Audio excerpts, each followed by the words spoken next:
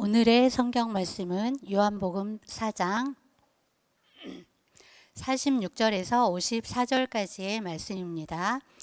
예수께서 다시 갈릴리 가나에 이르시니 전에 물로 포도주를 만드신 곳이라. 왕의 신하가 있어 그의 아들이 가버나움에서 병들었더니 그가 예수께서 유대로부터 갈릴리로 오셨다는 것을 듣고 가서 청하되 내려오셔서 내 아들의 병을 고쳐 주소서 하니 그가 거의 죽게 되었음이라. 예수께서 이르시되 너희는 표적과 기사를 보지 못하면 도무지 믿지 아니하리라. 신하가 이르되 주여 내 아이가 죽기 전에 내려오소서. 예수께서 이르시되 가라 내 아들이 살아있다 하시니 그 사람이 예수께서 하신 말씀을 믿고 가더니 내려가는 길에서 그 종들이 오다가 만나서 아이가 살아있다 하거늘 그 낫기 시작한 때를 물은즉 어제 7시에 10기가 떨어졌나이다 하는지라.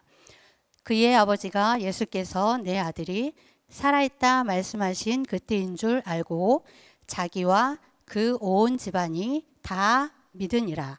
이것은 예수께서 유대에서 갈릴리로 오신 후에 행하신 두 번째 표적이니라. 아멘.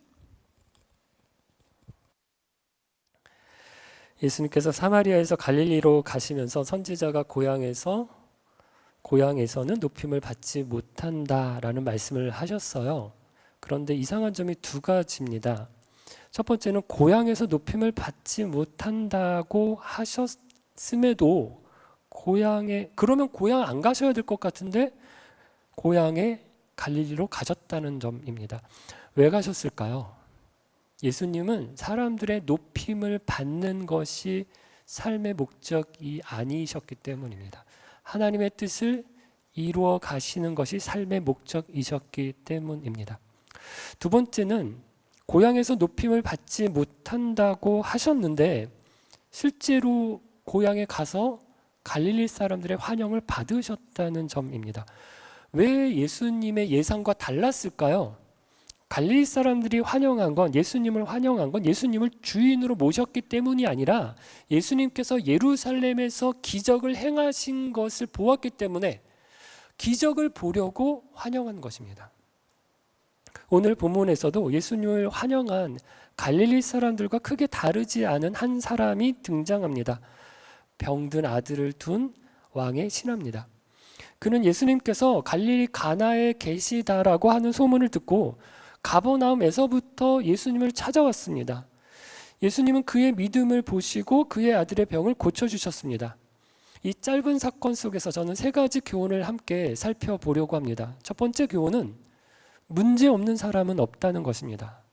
본문에 등장하는 이 사람은 왕의 신하였습니다. 당시 사회에서 높은 지위와 권력을 가진 사람이었습니다. 권력이 있으니까 물질도 풍부했을 것입니다. 종들을 거느리고 있었던 것을 보면 누가 보아도 부족함이 없는 사람이었습니다. 그런데도 그에게도 문제가 있었습니다. 아들이 병들어 죽게 된 것입니다. 여러분, 세상에는 정말 부러워 보이는 사람이 있습니다. 내가 저 사람이었으면 참 좋겠다. 그런 생각이 드는 사람이 있습니다. 높은 자리에 있고 돈이 많고 성공한 인생처럼 보이는 사람이 있습니다. 그런 사람을 보면 우리는 종종 이렇게 생각합니다. 저 사람은 무슨 걱정이 있을까? 아무 고민도 걱정도 없어 보입니다. 그런데 정말 그럴까요?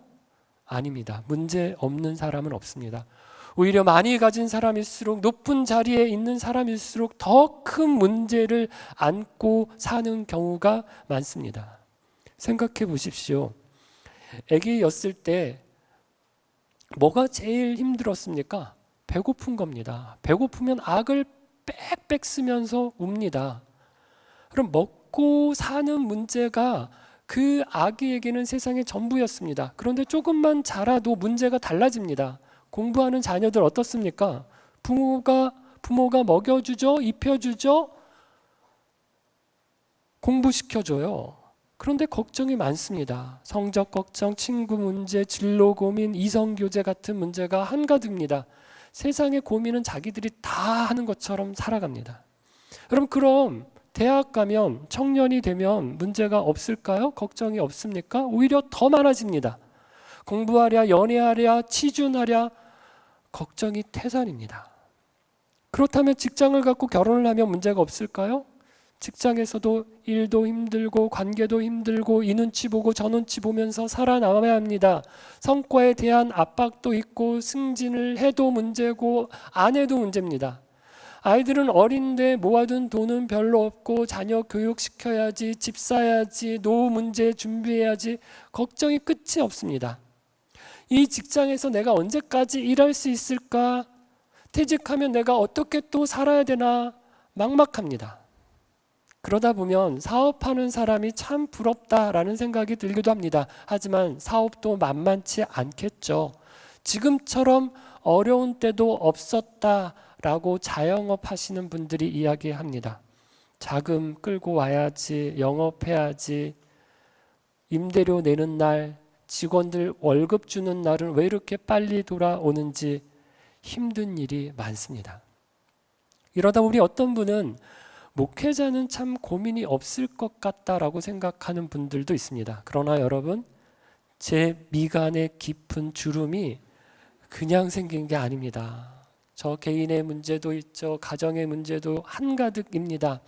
하지만 교회 고민도 있고 여러분 각자의 고민도 있어서 그 이야기를 들으면 제가 다 힘들어요.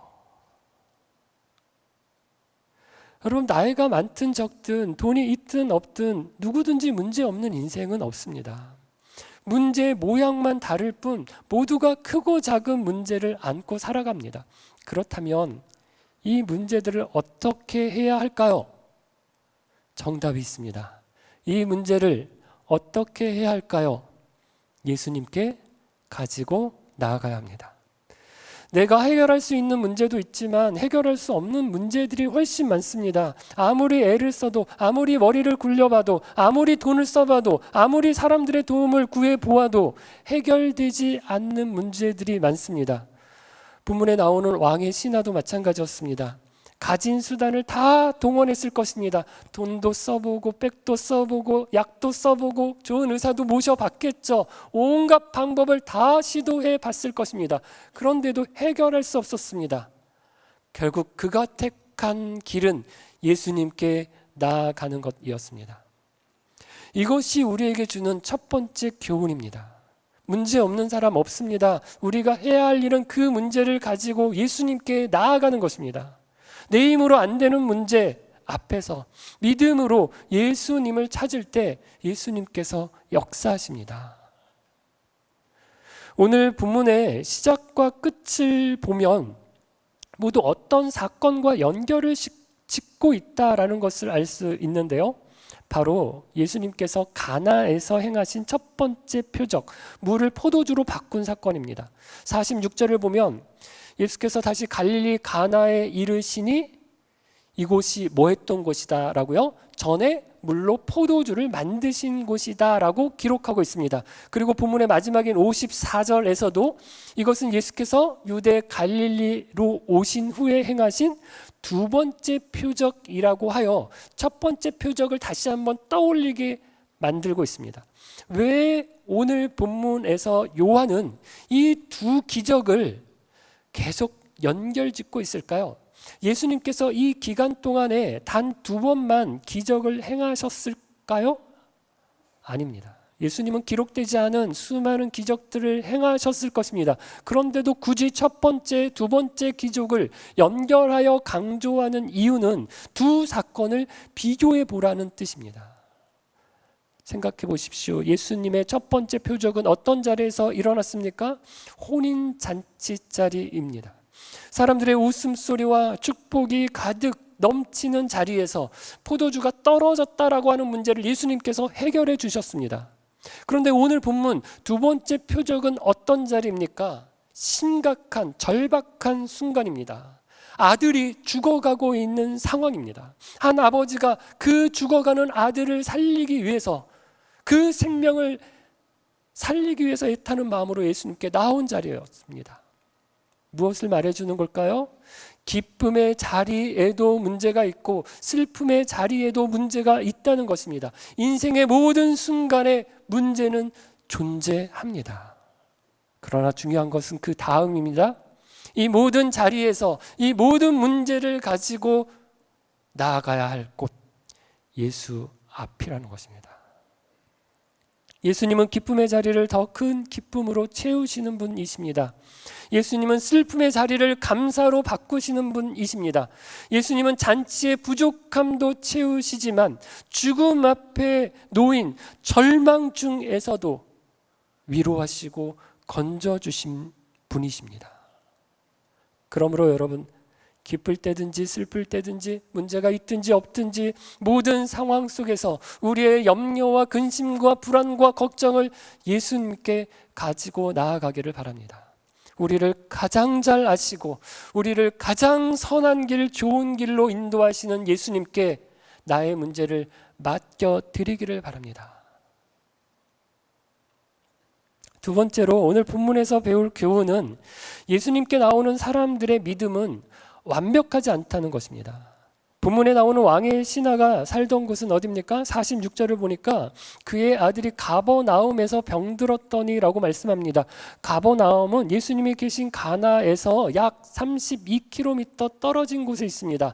왕의 신하는 가버나움에 있으면서 예수님께서 가나에 오셨다라고 하는 소식을 들었습니다. 그리고 32km를 걸어서 예수님을 찾아온 것입니다. 왜일까요? 예수님께서 자기 아들을 고쳐주실 수 있다라고 하는 믿음이 있었기 때문입니다. 왕의 신하가 목수의 아들을 찾아온 이유는 아들을 살리실 거라는 믿음 때문이었습니다. 그런데 예수님은 그에게 뜻밖의 말씀을 하셨습니다. 48절입니다. 예수께서 이르시되 너희는 표적과 기사를 보지 못하면 도무지 믿지 아니하리라. 이 말은 책망의 말씀입니다. 왜 예수님은 그 먼 거리를 달려온 사람을 민망하게 꾸짖으셨을까요? 왕의 신하는 믿음이 있었습니다. 하지만 그 믿음은 어떤 믿음이었습니까? 갈릴리 사람들이 예수님을 환영했던 믿음과 다르지 않았습니다. 예수님이 병을 고쳐주실 수 있는 분이라는 사실을 믿었습니다. 하지만 예수님이 하나님의 아들이시다라는 것, 예수님이 나의 삶의 주인이시다라는 것, 예수님께서 나의 죄를 용서해 주실 수 있는 분이다라는 것, 그 믿음은 없었습니다. 말하자면 기적을 위한 믿음, 문제 해결을 위한 믿음은 있었지만 예수님을 제대로 믿은 건 아니었다는 것입니다.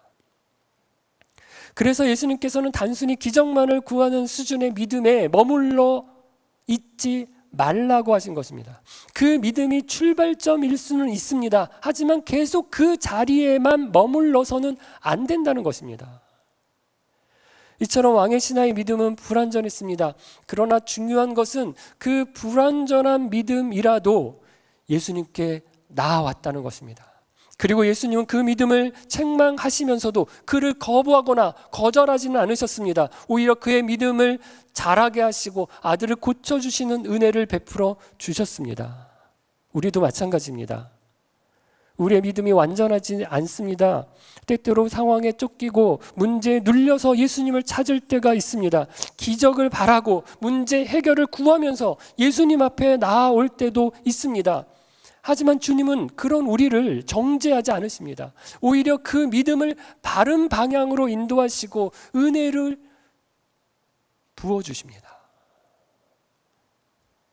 그럼 믿음이 완전하지 않다고 주저하지 마십시오.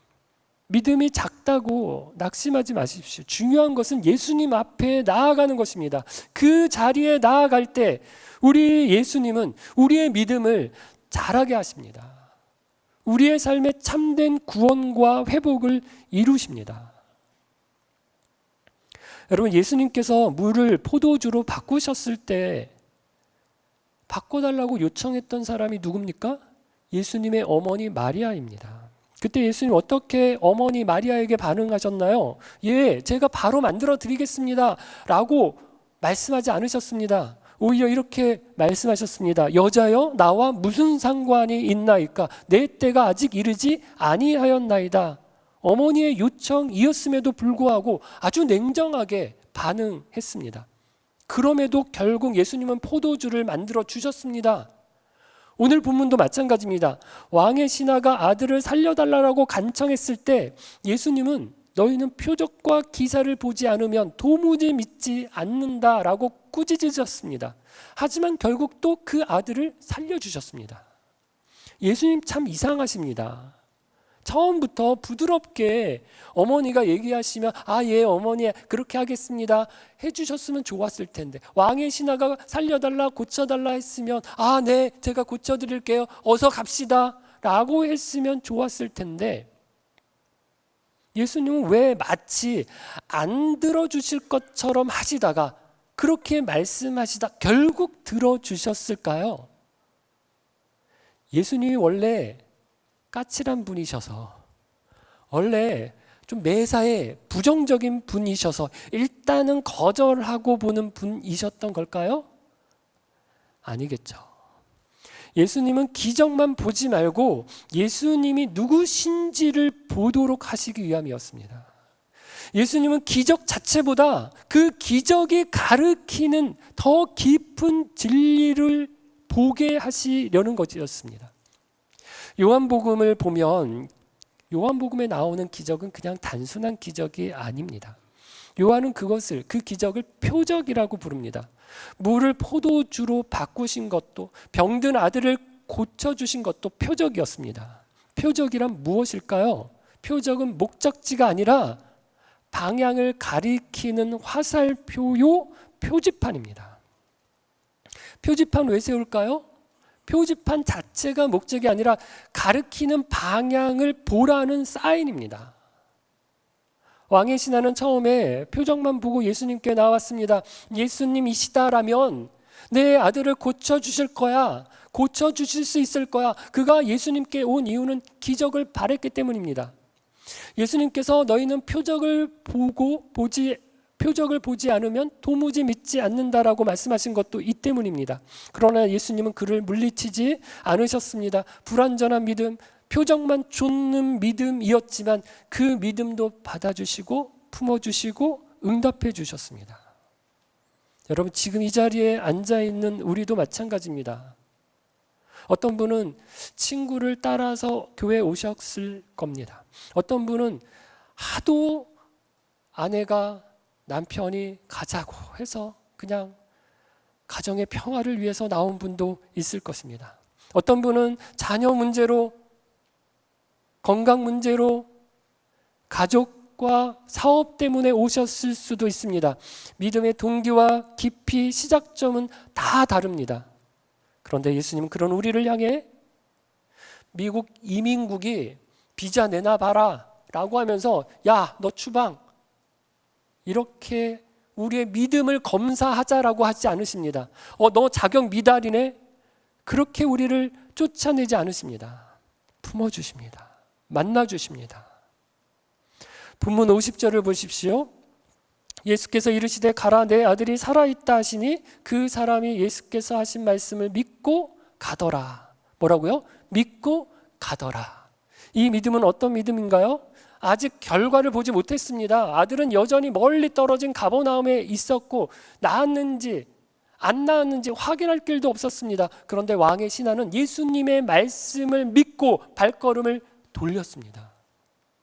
믿고 갔습니다. 그리고 53절을 보면 그가 가버나움으로 가는 길에 가나로 오는 종들을 만나서 아들이 언제 낳았는지를 물었습니다. 그랬더니 그 시각이 예수님이 내 아들이 살았다라고 말씀하신 시간과 같다라는 사실을 알게 되었습니다. 그리고 그와 온 집이 예수님을 믿었다고 말씀합니다. 여러분, 왕의 신하의 믿음이 점점 자라고 있습니다. 처음에는 예수님이시다라면 내 아들을 고쳐주실 수 있을 거야 라는 믿음으로 예수님께 나아왔습니다.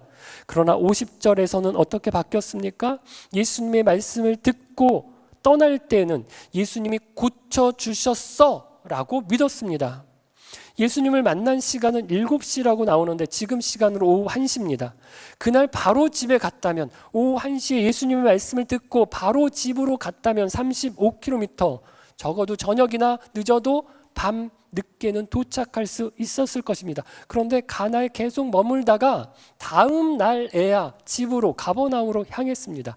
왜 여유를 부렸을까요? 저는 이미 고쳐주셨다라고 믿었기 때문이라 생각합니다. 그리고 왕의 신하의 믿음은 또 한 번 변합니다. 예수님을 만날 때는 고쳐주실 수 있어라는 믿음이었고 헤어질 때는 고쳐주셨어라는 믿음으로 바뀌었습니다. 그리고 53절에서는 왕의 신하가 아들이 낳은 것과 상관없이 예수님을 자신과 온 가족의 생명을 구원하시는 분, 영생을 주시는 분으로 믿게 되었습니다. 무엇을 말합니까? 믿음이 자란다는 것입니다. 예수 안에 있으면 예수님이 우리의 믿음을 자라게 하십니다. 처음에는 응답을 바라고 문제 해결을 기대하며 예수님 앞에 나아올 수 있습니다. 하지만 예수님께 나아오면 믿음이 자랍니다. 예수님을 영생을 주시는 분으로 믿게 되는 것입니다. 왕의 신하의 아들은 지금은 나았지만 언젠가 또 병들었을 것입니다. 언젠가 결국은 죽었을 것입니다. 하지만 이 아버지가 얻은 믿음은 잠시의 치유를 넘어서 영원한 생명을 바라보는 믿음이었습니다. 이게 바로 진짜 표적이 가리키는 곳입니다. 지금 여러분의 믿음이 어디쯤에 있든 상관없습니다. 문제 때문에 오셨든 호기심 때문에 오셨든 반강제로 오셨든 어떤 이유로 예수님을 찾고 있든 중요한 것은 믿음이 자라는가 하는 점입니다. 예수님은 우리의 믿음을 자라게 하시는 분이십니다. 우리의 동기를 정결하게 하시고 기적을 넘어서 자신을 구주로 믿게 하시는 분이십니다. 예수님은 단지 문제를 해결해 주시는 분이 아니라 우리의 구원자이신 것입니다. 세 번째로 오늘 본문에서 우리가 배울 또 하나의 교훈은 예수님의 능력은 우리가 기대하는 방식과 다르게 나타날 수 있다는 사실입니다. 49절을 보면 왕의 신하가 예수님께 이렇게 말합니다. 주여, 내 아이가 죽기 전에 내려오소서. 왕의 신하는 예수님이 자기 집으로 가버나움으로 직접 오셔야 된다고 생각했습니다. 안수를 하시거나 아픈 곳에 손을 얹거나 기도를 해 주셔야 병이 나을 거다라고 생각했습니다. 그런데 예수님은 어떻게 하셨습니까? 50절에 이렇게 말씀하십니다. 가라, 내 아들이 살아있다. 예수님은 직접 가지도 않으셨습니다. 손을 얹지도 않으셨습니다. 기도해 주시지도 않았습니다. 그저 말씀으로만 고치신 것입니다. 예수님을 따라하는 사람들이 있습니다. 예수님이 믿음으로 고치셨던 것처럼, 말씀으로 고치셨던 것처럼 자기도 말씀으로 병을 고치겠다는 사람들이 있습니다. 몇 년 전 전남 보성의 한 목회자 가정에서 있었던 일입니다. 4자녀 중 3이 감기로 사망한 사건이 있어서 사회적으로 큰 충격을 주었습니다. 이 부모는, 목사님 부부는 자녀들이 감기에 걸렸을 때 약을 쓰지 않고 기도로만 낫게 하겠다는 믿음을 가지고 치료를 거부했다고 합니다. 결국 기도만 고집하다가 치료의 시기를 놓치고 세 아이를 죽음으로 몰아넣었습니다. 물론 우리는 하나님께 반드시 기도해야 합니다. 그러나 하나님께서는 우리의 기도에 항상 우리가 원하는 방식으로 응답하시는 분이 아니십니다. 기도도 해야 하고 약도 먹어야 하고 병원에도 가야 합니다. 왜냐하면 하나님께서는 의사도 세우셨고 약도 주셨고 지혜도 주셨기 때문입니다. 한 가지 방법만이 하나님이 역사하시는 방법이 아니라는 것입니다. 예전에 한번 말씀드린 적이 있는 것 같은데 예수님께 고침받은 시각장애인 2사람이 서로 다투었다는 이야기입니다. 한 사람은 진흙파입니다. 예수님이 침으로 진흙을 이겨서 내 눈에 바르셨어요. 그랬더니 내가 눈이 떠졌습니다. 라고 한 사람이 얘기했습니다. 그랬더니 다른 사람이 아닙니다. 예수님이 그냥 말씀만 하셨습니다. 그랬더니 제가 보게 되었습니다. 라고 하며 2사람이 서로 진흙파와 말씀파로 나눠져 싸웠다는 이야기입니다. 여러분, 누가 옳습니까? 둘 다 맞습니다. 왜냐하면 하나님은 이렇게도 일하실 수 있고 저렇게도 일하실 수 있는 분이기 때문입니다. 우리는 종종 한 번의 경험으로 하나님을 재단하려고 합니다. 하나님은 반드시 이렇게 역사하셔야 한다라고 생각하고 마치 수학 공식처럼 하나님을 거기에다가 대입하려고 합니다. 그 안에, 그 틀에 가두려고 합니다. 하지만 하나님은 우리가 만든 공식 안에 갇히시는 분이 아니십니다. 우리가 간구하는 방식과는 전혀 다른 방식으로 일하시기도 하고, 때로는 우리가 원치 않는 방식으로 선을 이루어 가시기도 하십니다. 그러나 마지막은 어떨까요? 로마서 8장 28절입니다. 이렇게 말씀합니다. 하나님을 사랑하는 자, 곧 그의 뜻대로 부르심을 입은 자들에게는 뭐라고요? 모든 것이 합력하여 선을 이루느니라. 지금 당장은 이해되지 않을 수 있습니다. 하지만 하나님의 방식은 언제나 선하십니다. 우리가 원하는 대로가 아니라 하나님이 가장 좋은 때, 하나님이 가장 선하신 좋으신 방법으로 일하신다는 것, 그 사실을 믿는 것이 참된 믿음입니다. 사랑하는 빛소금 가족 여러분, 오늘 세 가지 말씀을 드렸습니다. 첫째, 다양한 문제가 있습니다.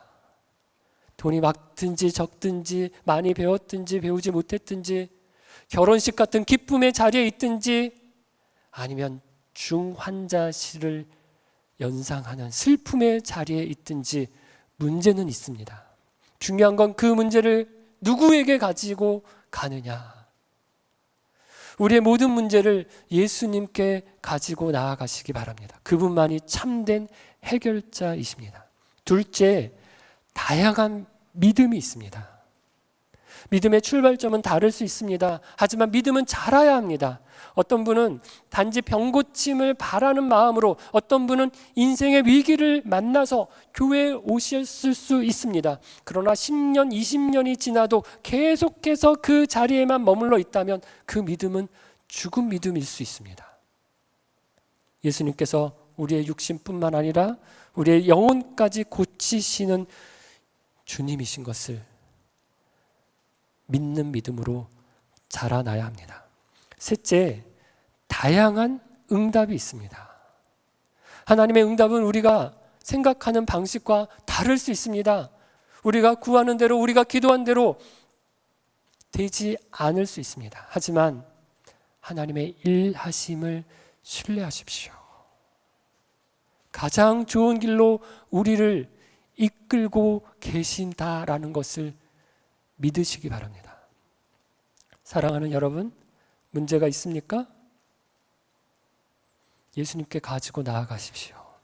아주 작은 믿음이라도 예수 앞에 나아갈 때 그 믿음을 자라게 하실 것입니다. 우리가 생각하고 기도한 것보다 훨씬 좋은 길로 우리에게 응답하실 것입니다.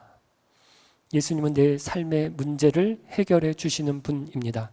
예수님은 내 믿음을 자라게 하시는 분이십니다. 예수님은 내 삶을 가장 선한 길로 응답하시는 분이십니다.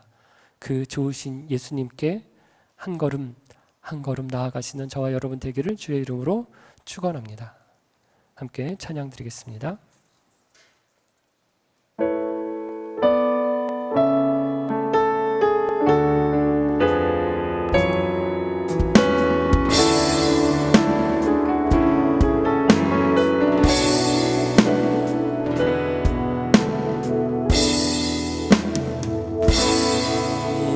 자, 몸과 영혼 병든 자, 누구든지 부르시오. 예수 이름 부르시오.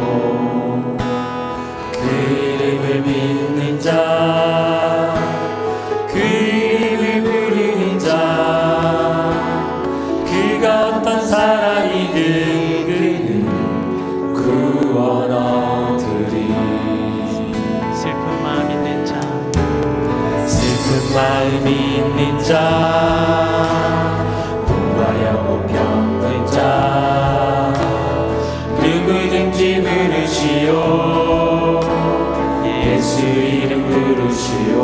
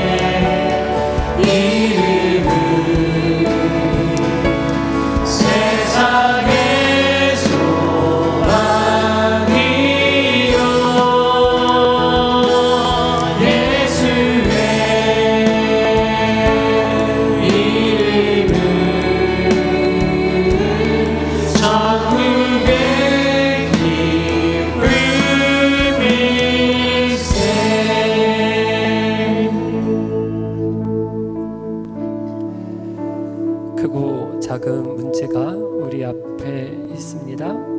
어떻게 하실 겁니까? 그 문제를 가지고 우리 예수님 앞에 나아가십시오.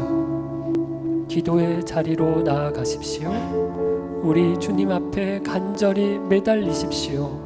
우리의 믿음이 어떠하든지, 우리의 믿음의 수준이 어느 정도이든지 상관하지 않으십니다. 주님 앞에 나온 우리를 맞아주십니다. 우리를 붙들어 주십니다. 우리의 간구에 귀 기울여 주십니다. 그리고 응답하십니다. 내가 생각하고 내가 계획하고 내가 꿈꿨던 것보다 훨씬 더 좋은 방식으로 우리 가운데 응답하실 것입니다. 그 하나님을 신뢰하며 믿음의 자리, 기도의 자리, 예수 앞에 나아가겠습니다 고백하고 기도하기를 바랍니다. 이 시간 나를 위해서 기도하면서 또 우리의 기도가 필요한 지체들을 생각하며 기도하겠습니다. 경제적으로 어려움 가운데 있는 지체들, 자녀 문제로 힘든 순간을 지나고 있는 우리의 가정들, 또 질병으로 고통 중에 있는 우리 가정들, 주여 긍휼히 여겨 주옵소서. 특별히 이 시간 김현성 집사님 생각하면서 같이 한번 기도하겠습니다. 암으로 치료 중에 있는데 우리 주님 긍휼히 여겨 주옵소서. 주님 앞에 간절히 기도할 때, 우리가 합심하여 기도할 때 하나님 응답하여 주옵소서. 치료하여 주옵소서. 그 불안한 마음, 두려운 마음 주여 붙들어 주시고 마음 위로하여 주시고 평안을 주시고 주께서 은혜를 베풀어 주옵소서. 이 시간 우리 자신과 우리 기도가 필요한 지체들을 생각하며 함께 하나님 앞에 기도하겠습니다.